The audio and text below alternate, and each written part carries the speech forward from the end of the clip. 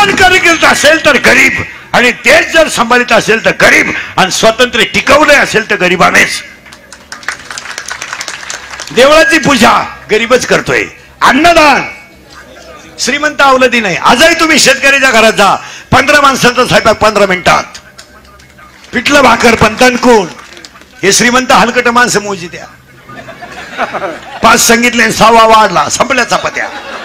आणि त्याची बायको म्हणते निवांत जेवा. वांग खातं का निवांत जेवा? एवढ्या चपात्या वाढी ती का शेतकऱ्यावर?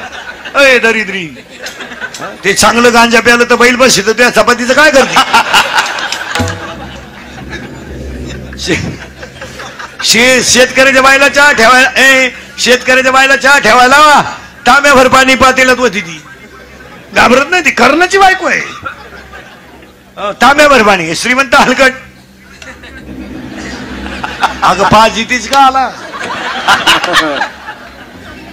शेतकऱ्याच्या घरात आलुळी देऊन चहा येतो, आणणारे चहा वजन आहे. हे श्रीमंत खिडकी जवळ जाते. अरे सांग 2-4 काय मोळीला तो खात, सांग 2-4. आणि मग ते मॉडेल येतं चहा घेऊन, केस बिस मोकळे सोडेल, गाऊन बिऊन घालेल. बा बा बा बा बा बा बा बा बा. आपल्याला वाटतं जोडून आमश आली काय ना आज. शेतकऱ्याच्या घरात चहा प्यायच्या म्हणजे कपातून बशी. या हलकटाच्या घरात कपाट डोका लागत. चहा एक सप्त्यात पहिलं कौतुक करवते पंगत घालणाऱ्यांचं. काय म्हणणं आहे तुमचं? त्याला 3 कारणं सांगतो. शरीर शुद्ध होईल स्नानानं, मन शुद्ध होईल नामानं, चित्त शुद्ध होईल ध्यानानं, आणि धन शुद्ध होईल दानानं. सप्त्याला 1000 द्या, देव 10,000 देणार.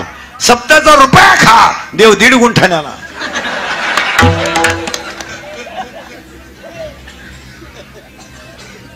ज्या नोकरीवाल्यांनी पैसा नीतीनं वापरला नाही, कार्यक्रम झाला.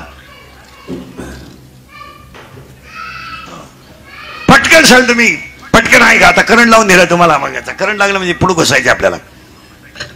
पहिलं कौतुक करावं ते पंगत घालणाऱ्यांचं, दुसरं कौतुक करावं ते पंक्तीला येणाऱ्यांचं. तुम्ही म्हणाल का पंगत कोणी घालील? जेव्हा माणसं नको. आणि ऐकणाऱ्या लोकांना सांगून ठेवतो, तुमच्या गावचं भाग्य आहे त्या देवाचं नाव तुकाराम आहे. त्याचा अर्थ साय बाजूला कर, खाली दूध आहे. राग बाजूला कर, आत विस्तव आहे. जग बाजूला कर, वरती आकाश आहे. तुझ्यातला अहंकार बाजूला कर, तू ईश्वर आहे याचं नावच ज्ञान. पुन्हा त्याला 4 शब्द आहे का? जेवढं मोबाईल मध्ये घेता येईल तेवढं द्या, जेवढं कागदावर घेता येईल तेवढं द्या. परत ऐकायला मिळत नाही. आणि लय धार्मिक लय देवाच्या नादी लागू नका. आचरण चांगलं ठेवा, तुम्हीच देव व्हाल. देवाची वेळ नाही का? देवाला गेला आणि तिकडे गेले त्याला गाडी खाली गेला आणि मेला. आणि पेपरला बातमी आणि भाविक ठार झाला. आता बेवडे जर भाविक तर आम्ही एवढे चोर आहे का? हे असं झालं. म्हणजे सध्या असं झालंय, ज्याच्या शेळे गावात मोकळा आहे तोच म्हणतो शाळेला झाडं लावा.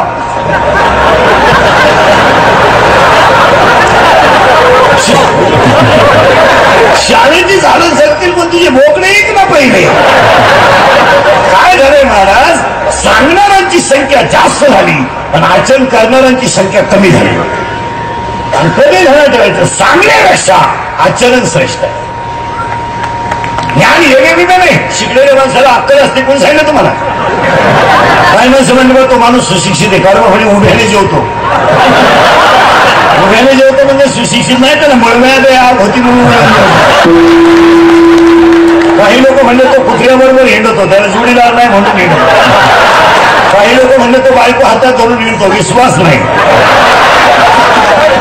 आता आमच्याकडे सुशिक्षित कुणाला म्हणतात ऐका, ज्यांना आईच्या डोळ्यात पाणी होऊ दिलं नाही, बापाची मान खाली होऊ दिलं नाही, हिंदू संस्कृतीला कलंक लागू दिला नाही, त्याला सुशिक्षित म्हणतात.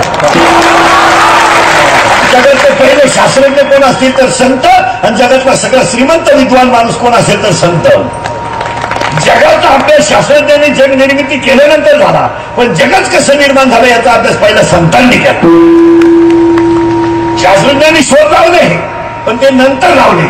प्रत्येक माणसाला देवाने देता नाही, प्रत्येक प्राण्याला एक मेंदू दिलाय, माणसाला 2 मेंदू दिलेत.